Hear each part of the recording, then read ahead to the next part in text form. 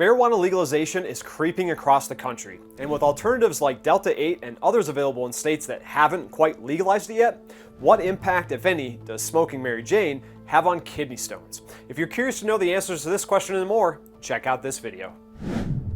Hi, I'm Joey Weichman, and welcome to Stone Relief. We get asked the question all the time, is smoking weed okay while I'm passing a kidney stone? And while this is definitely one of the more fun questions that we get to answer, the question is actually legitimate. Kidney stones are known for their out-of-this-world pain, and marijuana is known for its pain relief. So, is this a match made in heaven? Well, let's talk about it. And the first place that we're going to examine is marijuana's impact on kidney stone risk. So, when it comes to kidney stone risk and marijuana use, we've got a little bit of data actually, because there is a study that was conducted that was observational in nature, but it did track some interesting data points when it came to cannabis use. So, when we evaluate the NHANES data that was collected between 2009 and 2018, and if you're not familiar with this, this is just a massive self-reported study, meaning that people self-report information, and then from there, all the data collectors, if you will, go and draw a bunch of correlations, which we all know, if you've been following this video, is not the best kind of science. You know, correlation does not often equal causation. Correlation does not equal causation. And in this case, there may be a little bit of that going on, but let's just dig a little bit deeper. So what they found is that actual cannabis use decreased risk for kidney stones. And again, before you go out and start smoking cannabis or smoking marijuana to try to decrease your risk for kidney stones, again, we have to take this with a grain of salt because it is just observational in nature. We have no idea what these people are doing outside of the fact that they identified with smoking cannabis and, well, their risk for kidney stones potentially went down. So that's really all that we know with this data. However, there are a few other things that we do know that we can actually point to with good data. So cannabinoids, and there are a whole host of these. There's just literally hundreds of these things that we could point to. But overall, the cannabinoids found within cannabis have been shown to increase urine output, also known as like a diuretic action. And this action with kidney stones is a good thing because the more urine that we're passing, the less time that we allow for stone-forming elements to mingle or bind together to crystallize and then form kidney stones. So more urine is a good thing. The other positive here is that a lot of diuretics, especially like over-the-counter diuretics that we might take, actually steal potassium from us. And this can cause a whole host of other issues, but the one thing that's positive about this is that this does not leach potassium, which is a positive thing.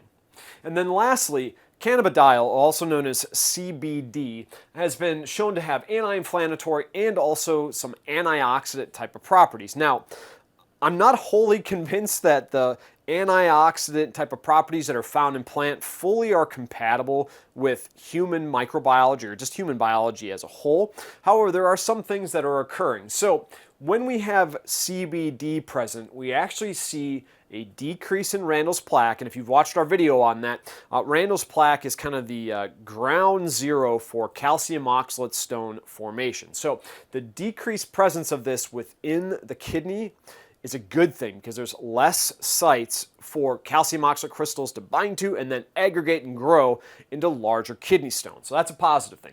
And there's also less crystal deposition as well. So we're reducing the amount of sites for formation, and then we're also decreasing the rate at which actual crystals grow and get deposited on things like Randall's plaque. So there is some net positive here with regards to consuming cannabis, but there are also other things that are not as potentially deleterious to your health that you could be doing to be able to achieve the exact same results.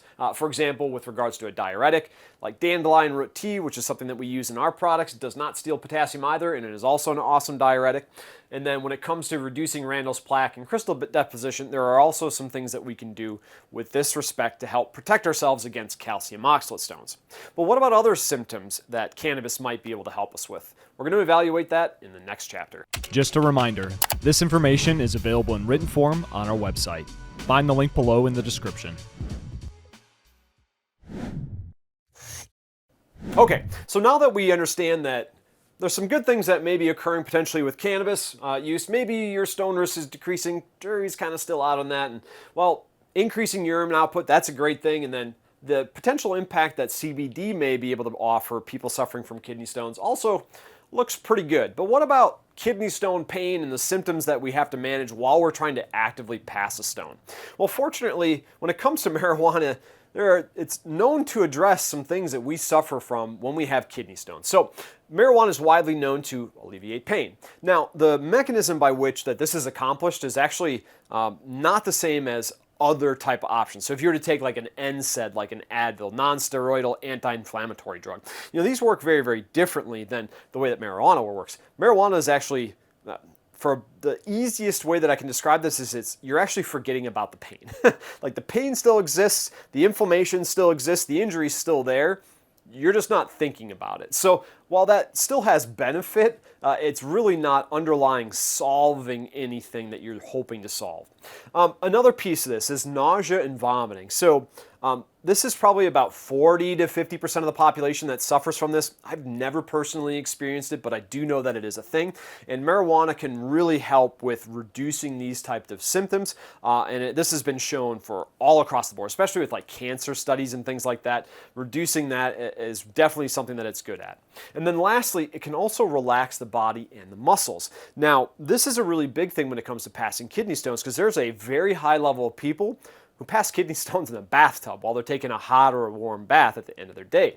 And there's something to this because when our body's given the opportunity to relax and our muscles, just kind of detension, kidney stones have the opportunity to pass because when we're carrying things around during our day or we're stressed and we're all kind of like tightly bound, the movement or the freedom of movement that is available to a kidney stone while it's trying to transit from your kidney down to your bladder, the ureter contracts and relaxes throughout your day based on what's happening. So if we can relax the ureter or the urinary tract, we give more opportunity for a stone to pass. So this could potentially be a net positive here, provided that you're open to exploring the potential benefits of cannabis, or maybe even just potential benefits of non-psychoactive CBD, which is available all across the country. And then lastly, I just want to throw out there not necessarily a warning, but a little caveat. Your experience is going to, if you decide to go down this path to try this, your experience is going to vary pretty widely. Now, you'll probably, if you've never tried marijuana, you probably have some friends or some family that have, and some of them have outstanding experiences. They're happy and carefree, and all things are positive. But then there's a smaller set of the population who's had a really bad experience. And this could be they freaked out and had high anxiety levels, or something else occurred to them that kind of shied them away from trying it ever again in the future.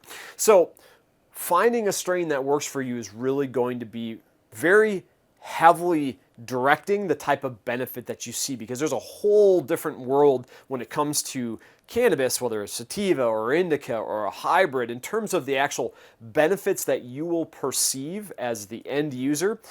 It greatly, greatly varies. So if you're going to go down this path, work with your local expert, whether that be a bud tender or a trusted friend, to be able to kind of talk about what you're hoping to accomplish. And if you're talking to an educated place that sells this kind of stuff, they'll likely be able to help guide you through this and probably have the best possible experience that you can with regards to this.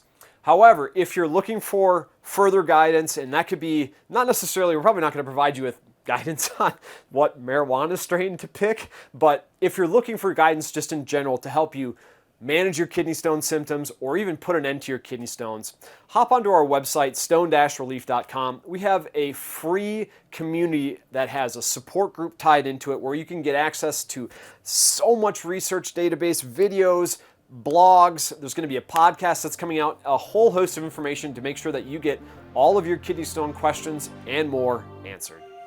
Visit our website if you'd like to join a community of people learning to manage their kidney stones naturally. See you in the next video.